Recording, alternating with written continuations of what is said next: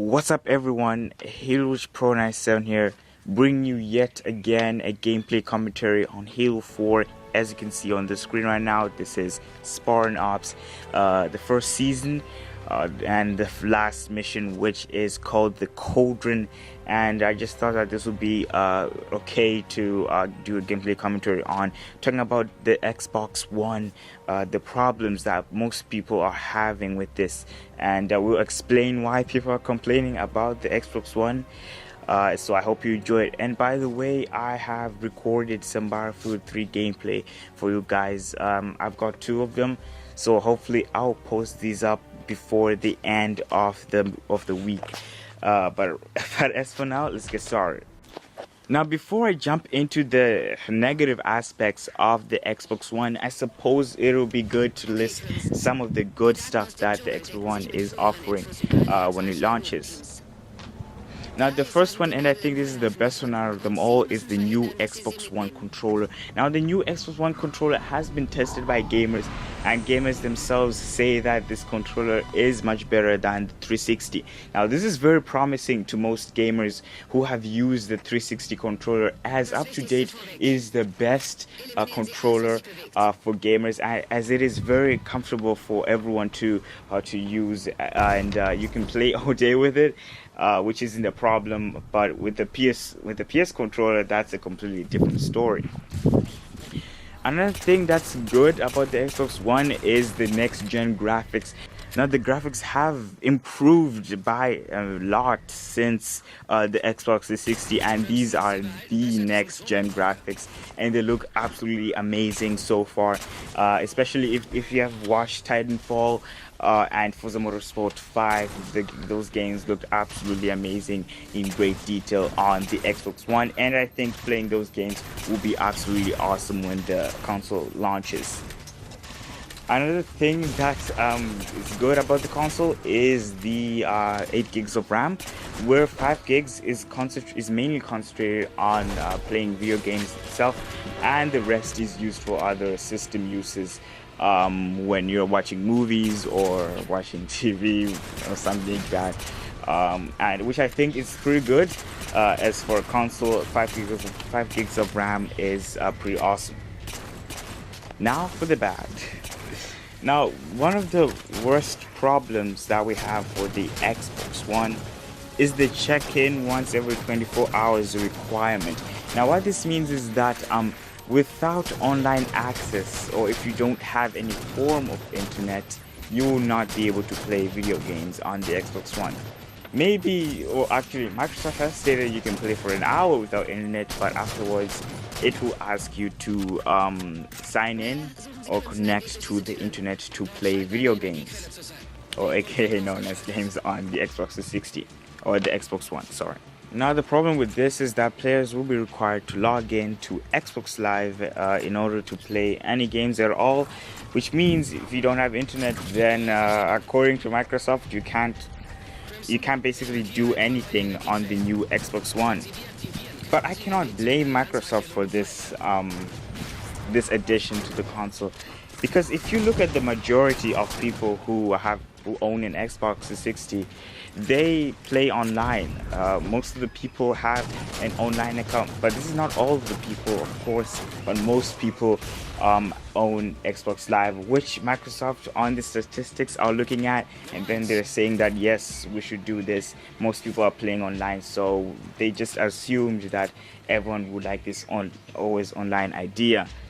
Now, what Microsoft doesn't understand is that no one wants to be forced to do anything when you're playing video games. I mean, you don't want to be forced to play online all the time, and you don't want to be forced to play offline all the time. People want to have, they want to be in control of what they're doing on their console. And by saying that you always have to be online, it's kind of like restricting people from playing offline, who do enjoy playing offline, which is a bit bad for the Xbox One, and so far things are looking bad for Microsoft. Which leads us to the next point here, because since the Xbox One requires internet to function, and since it is region locked, this means that the Xbox One will only be playable in 21 countries. Yes, that's right, guys. It'll be only available in 21 countries. Now, this look at this map right here. This video will pause for a little while. As you can see here, the maps, or actually the map of the countries that are in green. These countries will support the Xbox One, so you will be able to play the Xbox One without any problems. Now, the problem with this is that previously on Xbox Live, you could actually, countries that supported the Xbox 360 were about 41. Now notice how I said countries which supported the Xbox 360 online service, but still you could play the Xbox 360 without online. So basically the Xbox 360 was available worldwide. Anyone could play it without internet access, which was brilliant because anyone who loved video games would buy the Xbox 360, or some of them would buy the PS3. Now at this point, I'm pretty much thinking that Microsoft is kind of like discarding some of its fan base here, because by saying that only 21 countries out of a total of 191 are able to play on the new console is like, it's just like discarding their fan base, which is not really good idea for marketing. And the amount of copies sold for Xbox One will be very low because of this. And these 21 countries, here's the list of them if you didn't know the name of the countries that were shown in green while the rest was in gray. Most of the world will not be able to play the Xbox One, which generally will hurt the sales of the Xbox One, and I hope Microsoft does something about this before it's too late. But what if you don't have internet access? I mean, what are you gonna do then? Well, I think Don Matrick has something to say. If you do not have any, actually any internet at all, take a look at this. It's a great line for games. Yeah, and absolutely. I think people are going to love it, and then they're going to understand what we're trying to create and how it links games and entertainment, the functionality of the box, some of the advantages that you get of having a box that is designed to use an online state. So that, to me, is a future-proof choice, and I think people could have arguably gone the other way if we didn't do it, and fortunately we have a product for people who aren't able to get some form of connectivity. It's called Xbox 360. Right. So stick with 360. That's your message. If you don't, Well, if you don't like it. if you have zero access to the internet, that is an offline device. I mean, seriously, when I read the blogs and thought about who's really the most impacted, there was a person who said, hey, I'm on a nuclear sub, and I don't even know what it means to be on a nuclear sub, but I've got to imagine that it's not easy to get an internet connection. Wait, I think I didn't hear that clearly. Maybe my ears were defective there. Let's hear this one more time. It's a great line for games. Yeah, and absolutely. I think people are going to love it, and then they're going to understand what we're trying to create and how it links games and entertainment, the functionality of the box, some of the advantages that you get of having a box that is designed to use an online state. So that, to me, is a future-proof choice, and I think people could have arguably gone the other way if we didn't do it, and fortunately we have a product for people who aren't able to get some form of connectivity. It's called Xbox 360. Right. So stick with 360. That's your message. If you don't, Well, if you don't like it. if you have zero access to the internet, that is an offline device. I mean, seriously, when I read the blogs and thought about who's really the most impacted, there was a person who said, hey, I'm on a nuclear sub, and I don't even know what it means to be on a nuclear sub, but I've got to imagine that it's not easy to get an internet connection. So according to Don Matrick, he says that if you don't have any connection to the internet, then they have a product for you, which is the Xbox 360. But hang on a second here, you're trying to sell the Xbox One, but you're telling us that if you don't have internet, then too bad, you can't play the Xbox One. The only thing you can do is go back to the 360, which shows us that Microsoft is aware of the problems that they have got into, which they're not willing to own up to and say, hey, we're in the wrong, we're gonna try and fix it. But instead they introduced the new Xbox 360 Lite, of which the Xbox 360 Slim had no problems. which I do not understand here what Microsoft is trying to do.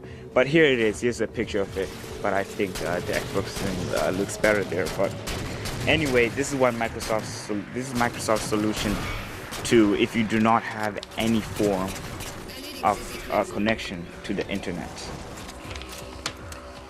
Now our next point is on the Kinect, and the Kinect is always on and is required to be connected to the Xbox One. Sorry, I was about to say 360. In order for the Xbox One to function, which means that you're going to be forced to use this Kinect whether or not you like it or not.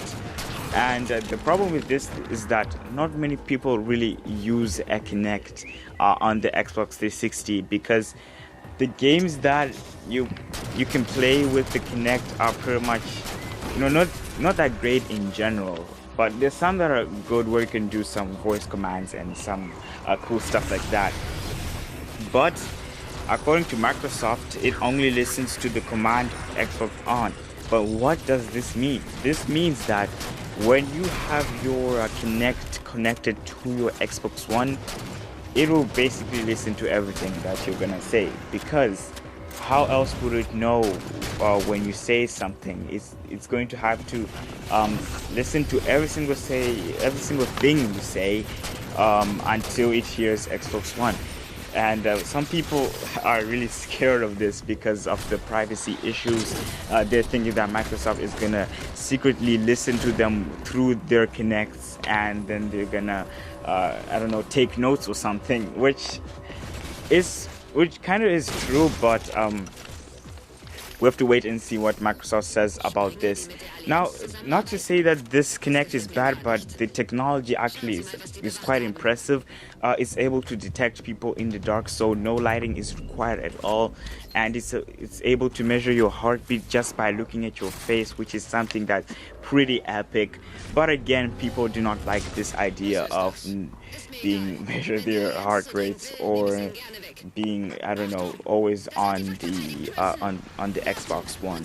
Now, the used game policy is one of the worst ones that people have said to be, but as for myself, I'm not really affected by this, but most people are, in fact.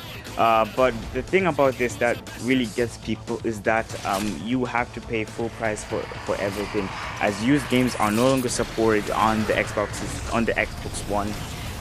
And you cannot lend games to your friends unless they have Xbox Live and they've been on your friends list for over 30 days, of which on the PS4 you can just hand over your disc to your friend and everything will be fine, and then he can bring it back or buy a copy, buy his own copy if you wanted to. But this is not supported by the Xbox One, which I think is a bit of a shame for those who couldn't afford full-priced games, but rather wanted to just buy second-hand games, which I think that Microsoft is kind of on the wrong here. I mean, I don't really know what they're gonna do next. As for me, I'm probably gonna get a PS4 because of the Xbox One. The price is a little bit too high. Actually, it's too high. In fact, it's about $500 for the system, which I think you can actually get a good gaming PC for that same price. And I do not understand why Microsoft is selling their console at $500. All we can do now is just watch and wait on what Microsoft plans to do on the Xbox One. So far, I really hope they get rid of the connect to the internet once every 24 hours, because that is just damaging the Xbox One's reputation, and no one really wants to see that. Please leave your comment in the comment section below to say what you really want to see gone from the Xbox One. So that was it for today, folks. This has been Pro97 with a new video on the Xbox One. So I hope you enjoyed it. Until then, mwapa.